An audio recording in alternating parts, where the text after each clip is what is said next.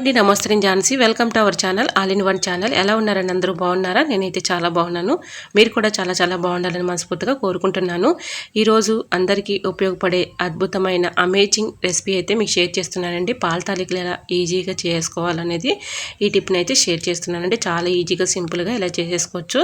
ముందుగా ఒక గ్లాసు గిద్ది గ్లాస్తో నేను ఈ విధంగా సగ్గుబియ్యం నానబెట్టుకున్నానండి.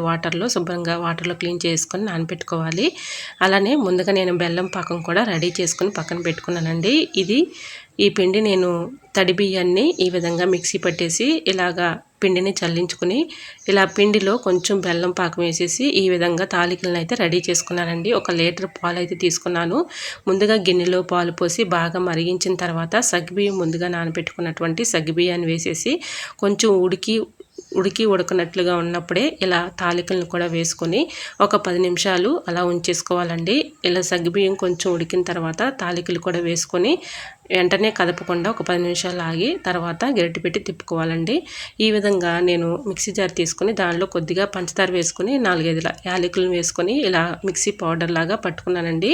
ఎందుకంటే యాలకులు వేసేటప్పుడు మనకి పౌడర్ అవ్వదు కాబట్టి కొంచెం పంచదార వేసుకొని యాలకులు వేసుకొని మనం మిక్సీ పట్టుకున్నామనుకోండి పౌడర్ లాగా అవుతుంది. తర్వాత స్టవ్ ఆన్ చేసుకొని చిన్నది ఒక కళాయి లాంటిది పెట్టుకుని దానిలో తగినంత నెయ్యి వేసుకున్నానండి. దీంట్లో డ్రై ఫ్రూట్స్ అన్నీ కూడా ఇలా వేయించేసుకొని పక్కన పెట్టుకున్నాను. మనకి తాలికలు ఈ లోపల కొంచెం ఉడుకుతూ ఉంటాయి కాబట్టి ఈ విధంగా నేను రెడీ చేసుకుని పక్కన పెట్టేసుకున్నాను.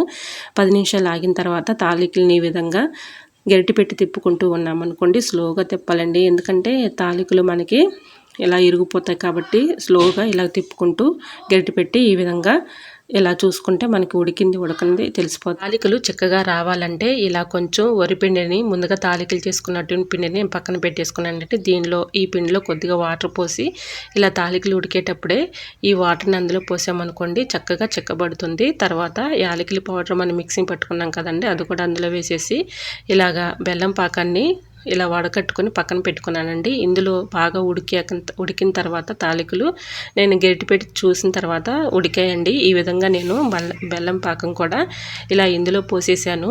ఇలా పోసిన తర్వాత స్టవ్ కట్టేసుకున్న తర్వాత ఇలా డ్రై ఫ్రూట్స్ కూడా మొత్తం కూడా వేసేసుకొని ఇలా గరిటె పెట్టి తిప్పుకుంటే మనకి తాలికలు రెడీ అయిపోతాయి. చాలా ఈజీగా సింపుల్గా చాలా ఈజీగా ఈ విధంగా చేసేసుకోవచ్చండి. తాలికలు చాలా బాగుంటాయి. టేస్ట్ కూడా అదిరిపోతుంది. ఒకసారి ట్రై చేయండి ఇంట్లో. చాలా ఈజీగా సింపుల్గా ఇలా చేసేసుకోవచ్చు.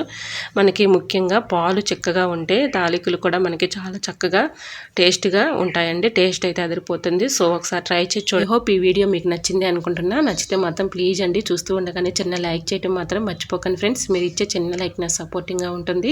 మరికొంతమందికి రీచ్ అవుతుంది కాబట్టి ప్లీజ్ అండి తప్పకుండా లైక్ చేయడం మాత్రం మర్చిపోకండి ఫ్రెండ్స్.